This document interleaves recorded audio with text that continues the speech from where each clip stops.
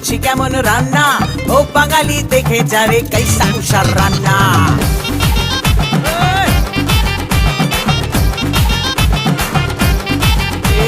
খুন্তি হাতায় আওয়াজ তুলে করছি কেমন রান্না, ও বাঙালি দেখে যারে কাইসা কুষার রান্না।